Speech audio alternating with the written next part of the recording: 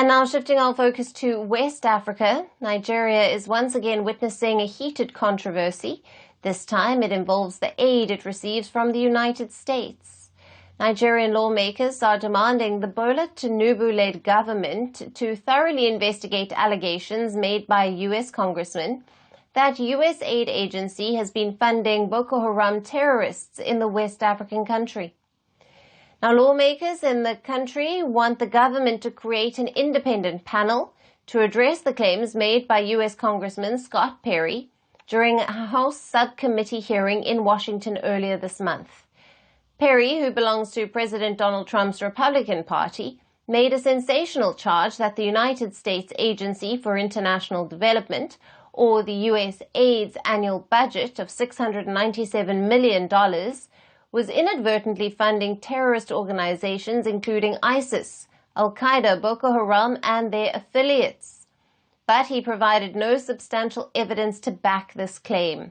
Your money, $697 million annually, plus the shipments of cash funds madrasas, ISIS, Al-Qaeda, Boko Haram, ISIS Khorasan, terrorist training camps. That's what it's funding. Now, this has spurred concerns among Nigerian lawmakers who have linked Perry's accusations to long-standing suspicions about international non-profits aiding terrorist outfits in the region, including providing firearms training.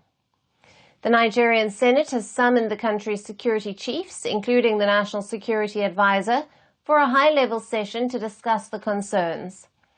The Senate President has also vowed to discontinue USAID's operations in Nigeria if the agency is found guilty of sponsoring terrorism.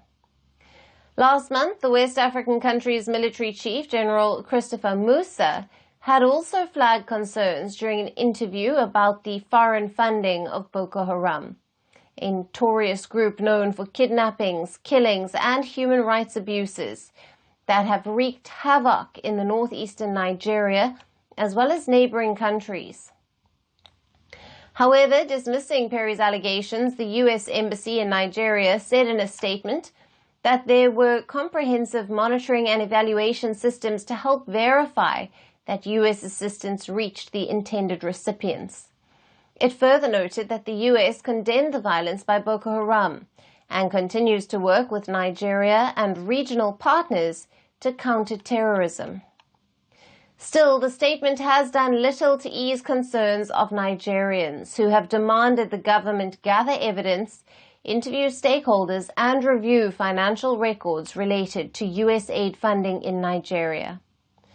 Now, the USAID has been providing significant aid to Nigeria in the areas of health, education, food security, as well as humanitarian assistance in the form of shelters and sanitation. Nigeria received over $1 billion of USAID in 2023, mostly through the USAID agency. But in recent weeks, the organization has come under intense scrutiny. U.S. President Donald Trump has sought to dismantle the USAID, accusing the agency of widespread corruption. Elon Musk, who Trump appointed to head the Department of Government Efficiency, has also voiced criticism of USAID, alleging that it conducts rogue activities.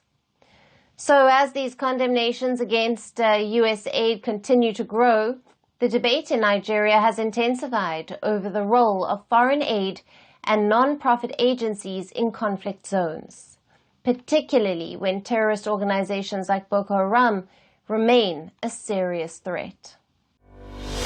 Merci beaucoup. Hi.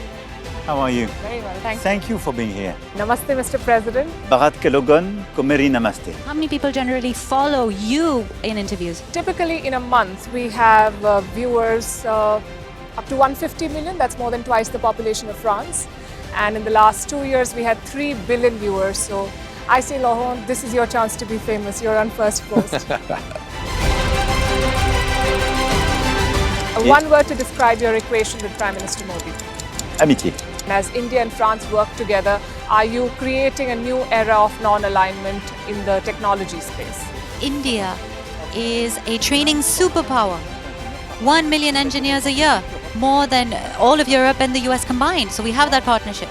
We have a partnership on the environment and the economy. We also have civilian nuclear. programs. And that is something we've developed far beyond the France-India relationship.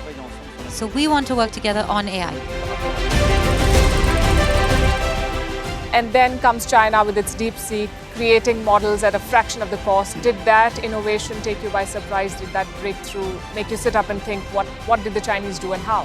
But what did DeepSeek do? They took everything that was already available from the last AI model and then they recalibrated it.